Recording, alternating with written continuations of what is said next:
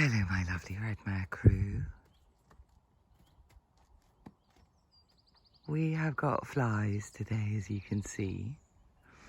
And Flo, who has a tiny little bit of drama queen in her. Just a little bit. As you can see, is saying, oh, I'm very thin-skinned and thoroughbred. And I'm feeding all the horrible flies.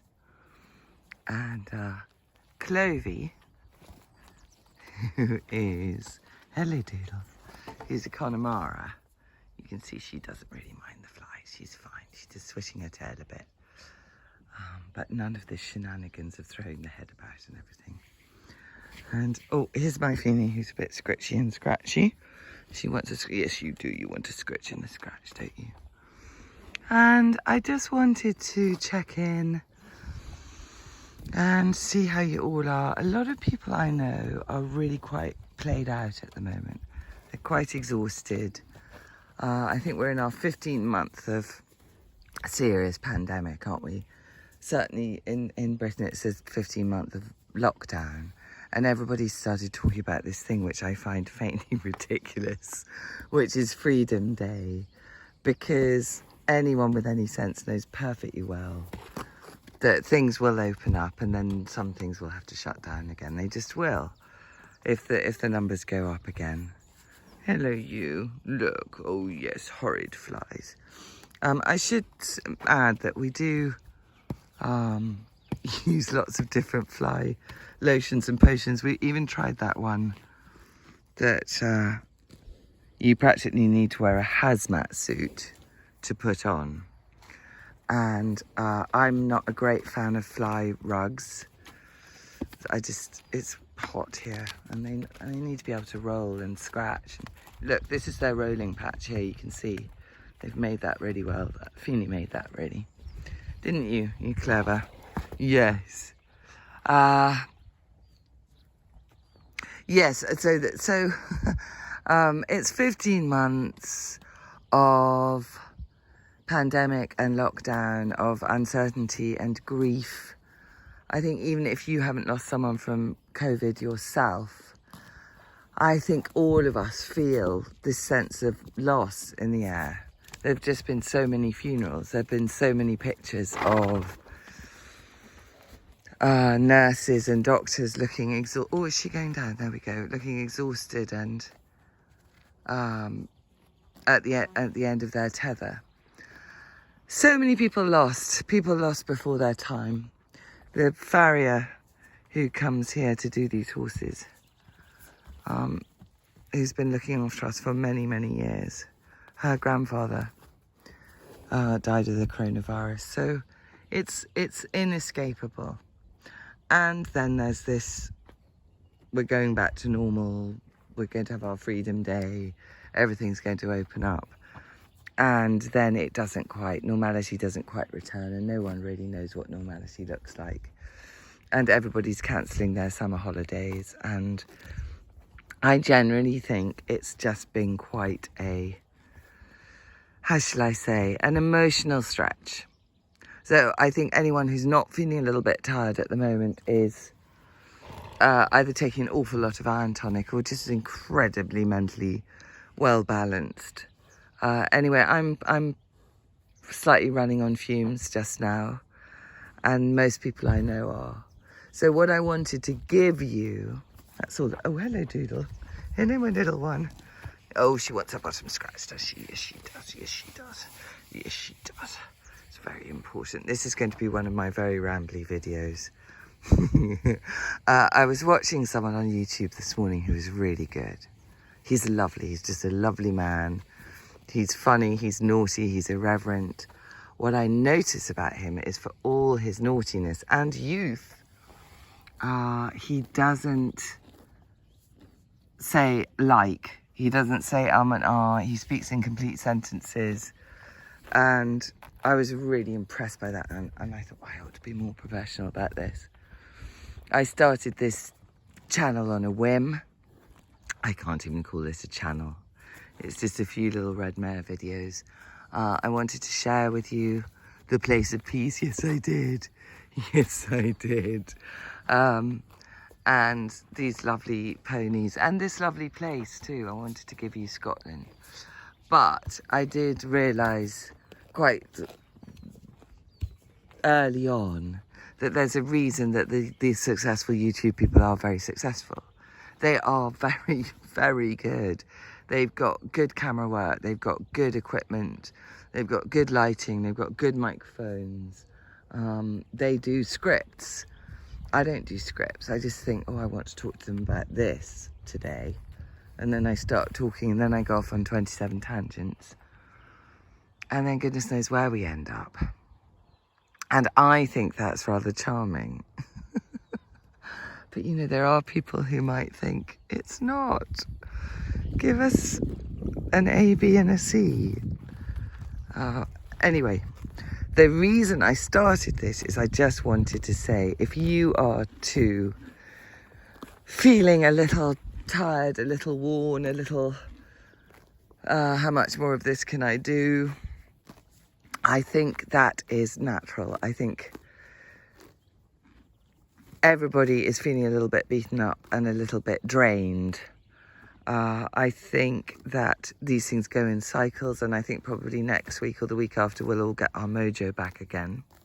I very rarely use the collective we, but I really think, just from anecdotal evidence and from things I'm reading, that this may be a thing. And also, everyone's very cross and shouty on Twitter. And I always think when people are cross and shouty on Twitter, it means they're coming to the end of their tether. Some of them are just horrid, cross, shouty people. But I think very few people are actually horrid.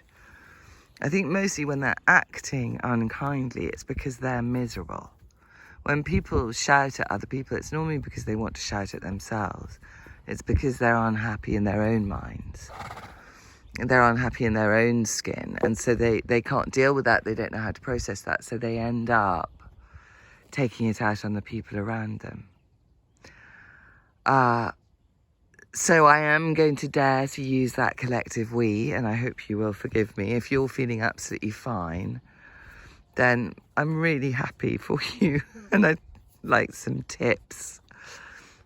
What I think is that, look at that naughty little Freya. She's a native, so she has to stay in the fat paddock. Look at Clovey's face. Can't I go out and eat some grass? No, because you'll get laminitis.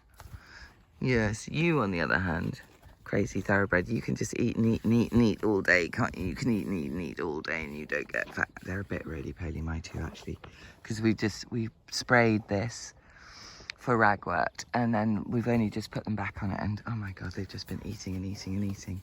Yes, you've just been eating and eating, haven't you?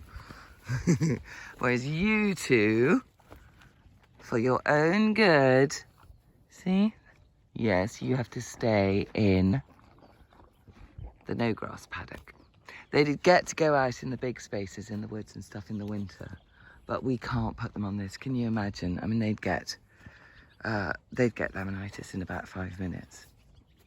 It's one of those terrible things where you feel a bit mean because they don't get to go on the lovely grass, but actually putting them on the lovely grass would be unbelievably unkind.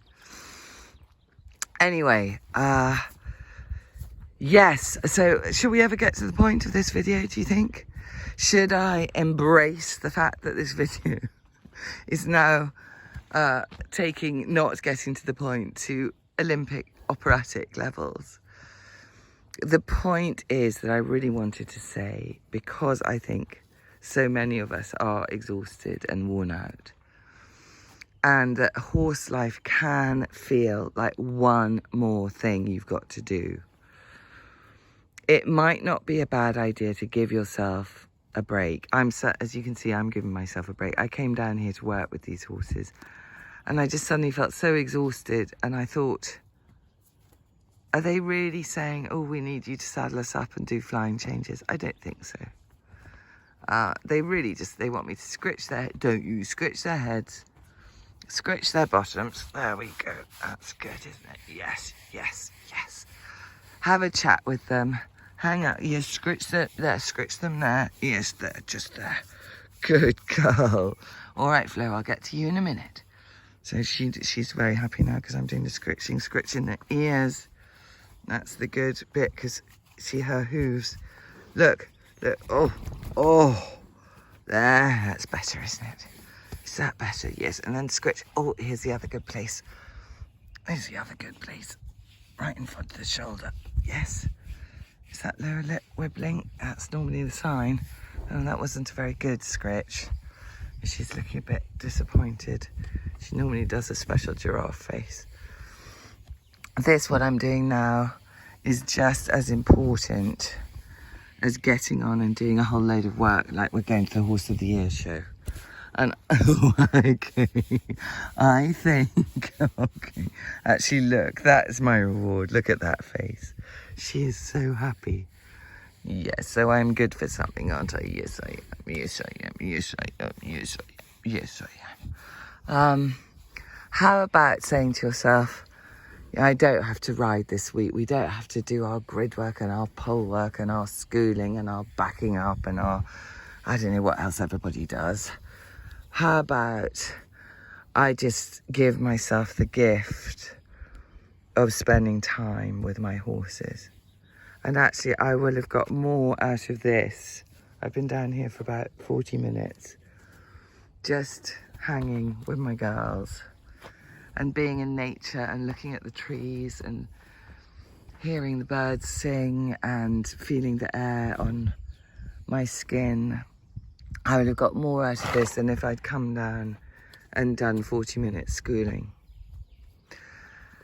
So in this very woofly, wondery, wibbly video, I can't even speak English anymore, which doesn't really make any sense. I think that's what I wanted to say, that there are different reasons for you and your horse to be together, and they don't all have to be about brilliance. They don't all have to be about competition and training and progress and look what I can do, and oh, I can put this in a video, and everyone will be really impressed. Sometimes it's just being there with your horse, for your horse, and actually that's the thing that will change your life, isn't it, my girls? And now I'm going to go and get the citronella. Yes, I am. Yes, I am.